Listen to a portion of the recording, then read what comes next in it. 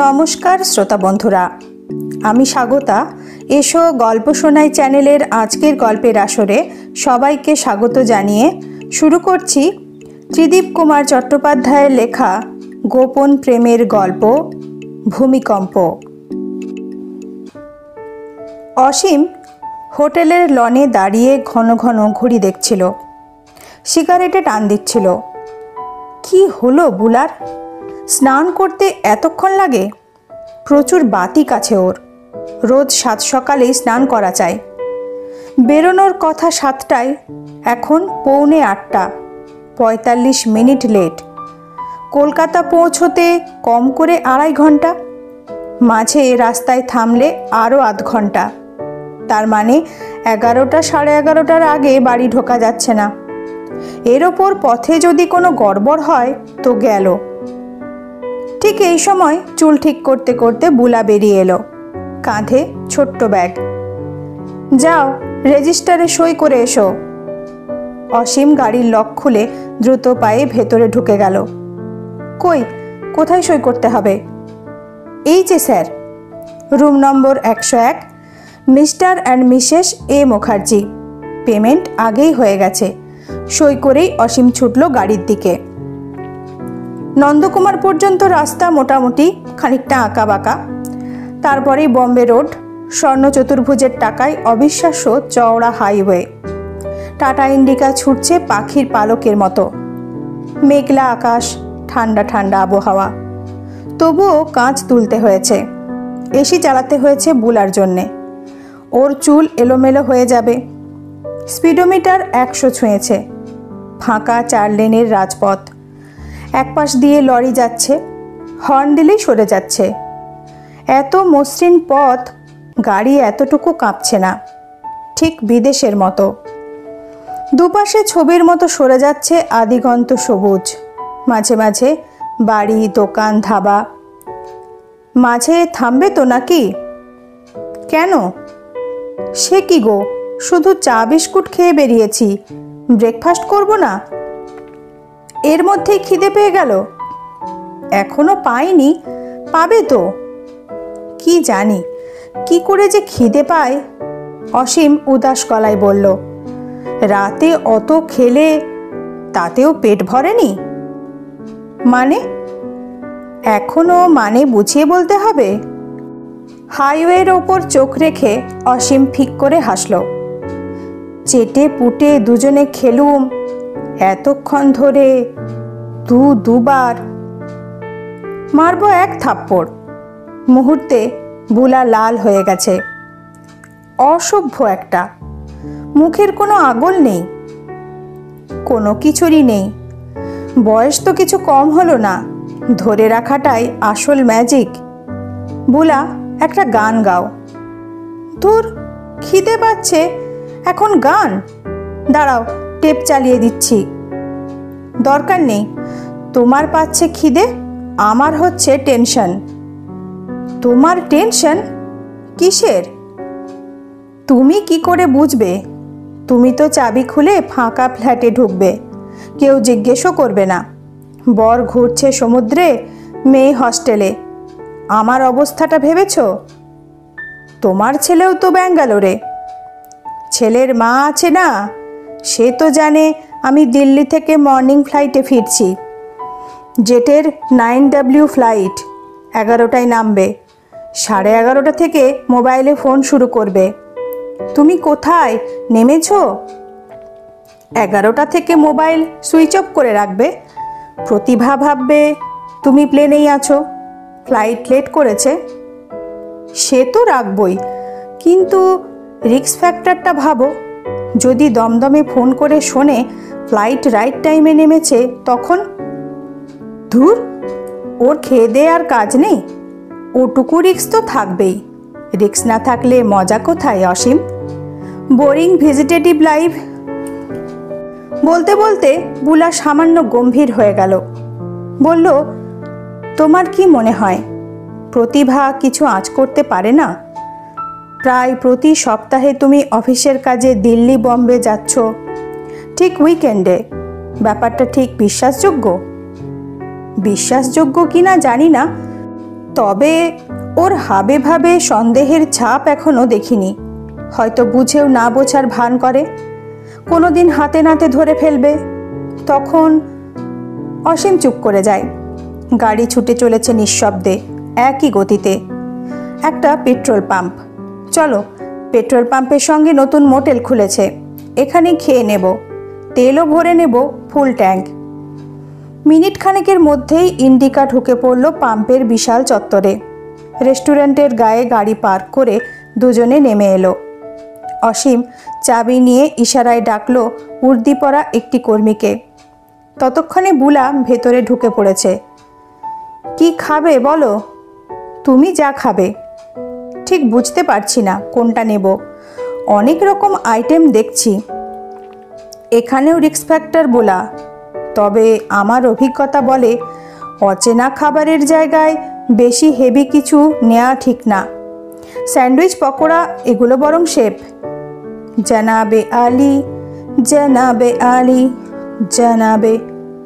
বিকট বাজনার শব্দে দুজনেই চমকে তাকালো। রেস্টুরেন্টের গা ঘেঁষে এসে থেমেছে একটা টাটা সুমো। স্টিরিও বাজছে। দরজা খুলে নেমে এলো এক দঙ্গল যুবক, 8-9 জন, প্রত্যেকেরই বয়স 25-26-এর মধ্যে। ধপাধপ এসে বসে পড়ল সামনের খালি চেয়ার টেবিলে। কয়েকজন আবার বাথরুমের দিকে গেল কাঁধে তোয়ালে ফেলে। অসীমের অস্বস্তি শুরু হয়েছে। 2-3 জন হ্যাংলার মতো তাকিয়ে আছে বুলার দিকে। কি খাবি? তাড়াতাড়ি অর্ডার দে, এখানেই 9টা বাজলো। দীঘা পৌঁছতে পৌঁছতে বিকেল হয়ে যাবে, তখন আঙুল চুষতে হবে। হ্যাঁ বস, স্যার অ্যাক্সিডেন্টটা দেখতে গিয়ে দেরি হয়ে গেল মাইরি। তখনই বললুম তোদের ইয়ের তো শেষ নেই, ফালতু ফুর্তিবাজি কেস, হর বকত হচ্ছে। মালমূল খেয়ে চালাবে, গাড়িতে যেতে যেতে ছোকছোক করবে, হবে না? তুমি শিওর স্বামী স্ত্রী নয়? 100% নয়। লোকটা তো ফুটে গেছে। মেয়ে ছেলেটা কেমন নখরাবাজি করছিল পুলিশের কাছে, বলতে চাইছিল না, দেখলি না? এসব আমার ঘাঁটা আছে। বুলা অদ্ভুত চোখে তাকালো অসীমের দিকে। অসীম চোখ সরিয়ে বলল, তাড়াতাড়ি খেয়ে নাও, দেরি হয়ে যাচ্ছে। ওদের কথোপকথন চলছে। আর ইসলা, এখন এটাই হাই সোসাইটির ট্রেন্ড। এডসের ভয়ে আর রেড লাইটে যায় না। বউগুলো উপসী, এও তার সঙ্গে লটকে যাচ্ছে। খুল্লা, সবাই সব জানে। হাজব্যান্ড অ্যালাউ করে? তুই ইসলাম মদন একটা, করবে না কেন? সেও তো আরেকজনের মাল তুলে ফুর্তি করছে, স্রেফ এক্সচেঞ্জ। আরে বুড়বক, কোম্পানিগুলো অ্যাড দেয় দেখিসনি, পুরনো পাল্টে নতুন নিন। শেয়ার পাবে কোথায়? তাই মিউচুয়াল এক্সচেঞ্জ। এসব অবশ্য আমাদের মিডল ক্লাসে হয় না, আমাদের সব নেকুমনু, সতী সাবিত্রী মায়েরই। ওদের কথাগুলো যেন সর্বাঙ্গে হুল ফোটাচ্ছিল। কোনো রকমে চা গলায় ঢেলে দুজনেই উঠে পড়ল। গাড়ির মধ্যে জমাট নৈশব্দ, সব কথা হঠাৎ হারিয়ে গেছে। মৃদু শব্দে এসি চলছে। অসীম স্টিয়ারিং ধরে পাথরের মতো বসে আছে সামনের দিকে দৃষ্টি মেলে। যত তাড়াতাড়ি সম্ভব কলকাতা পৌঁছতে হবে। ভালো লাগছে না, কিচ্ছু ভালো লাগছে না। কোলাঘাট ব্রিজ পেরোনোর মিনিট 5-এর মধ্যে দূর থেকে চোখে পড়েছে জায়গাটা। 2-3 পুলিশ ঘিরে দাঁড়িয়ে আছে। ছোট্ট মারুতিটা দুমড়ে মুচড়ে কাত হয়ে আছে রেলিংয়ের গায়ে। নিশ্চয়ই স্টিয়ারিংয়ের ওপর কন্ট্রোল ছিল না। ওরাও তার মানে কলকাতাতেই ফিরছিল। 7 সকালে চলন্ত গাড়ির মধ্যে। ধুত, ফালতু কী সব ভাবছে।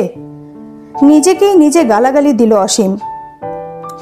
কোনা এক্সপ্রেসওয়ের মুখে একটু জ্যাম। কদিনের বৃষ্টিতেই রাস্তার ছাল চামড়া উঠে গেছে। বিদ্যাসাগর সেতুতে উঠে কবজি দেখল অসীম। 11:30। যাক, এসে গেছি। আর বড় জোর হাফ অ্যান আওয়ার। পাশে বুলার কোনো সাড়া শব্দ নেই। আর চোখে দেখল ঘুমোচ্ছে। বেচারি, ধাক্কা সামলাতে পারেনি। সল্টলেকে বুলার বাড়ির সামনে এসে দাঁড়ালো ইন্ডিকা। গাড়িটা বুলার হাজব্যান্ডের। এখানে গ্যারেজ করে ট্যাক্সি নিয়ে ছুটতে হবে নিজেদের ফ্ল্যাটে। আলতো করে বুলার গালে টোকা দিল অসীম।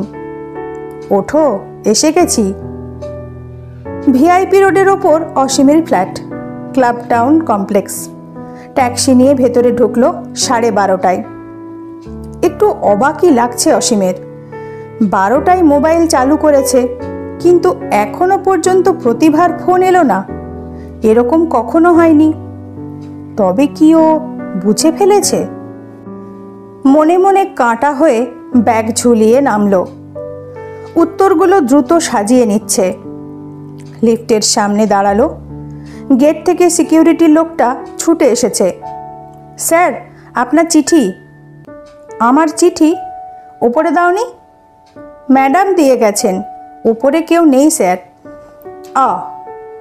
সাদা কাগজে 3 লাইনের চিঠি, প্রতিভার লেখা। দিদির বাড়ি যাচ্ছি, কাল তোমার আগেই ফিরব। তবু যদি কোনো কারণে আটকে যায় চিন্তা করবে, তাই জানিয়ে গেলাম। তাই বলো, এই জন্যেই মোবাইলে ফোন আসেনি। দিদির বাড়ি মধ্যমগ্রামে, সেখানে আড্ডায় জমে গেছে। অসীমের কথা মনে পড়েনি। ঘাম দিয়ে জ্বর ছাড়ল। ওহ, যা টেনশন হচ্ছিল। ওই অ্যাক্সিডেন্টটা আজ মেজাজ বিগড়ে দিয়েছে। ফেরার জার্নিটাই মাটি। ছেলে ছোকরাগুলো মহা হতচ্ছাড়া, মুখের ভাষা পুরো নর্দমা। স্নান টান সেরে পাজামা পাঞ্জাবি গলিয়ে ঢুকলো রান্নাঘরে। 1 কাপ চা বানিয়ে এসে সোফায় এলিয়ে বসলো। টিভি চালিয়ে দিল, সিগারেট ধরালো। কি আরাম! কখন তন্দ্রা এসে গিয়েছিল জানে না। আরে 2টো বাজে। ধড়মড় করে উঠে বসলো অসীম। কি ব্যাপার? প্রতিভা এখনো ফিরল না। খেয়ে ফিরবে? অদ্ভুত মহিলা, একটা ফোন করে জানাবে তো। কোথায় কি রাখা আছে অসীম কিছুই জানে না।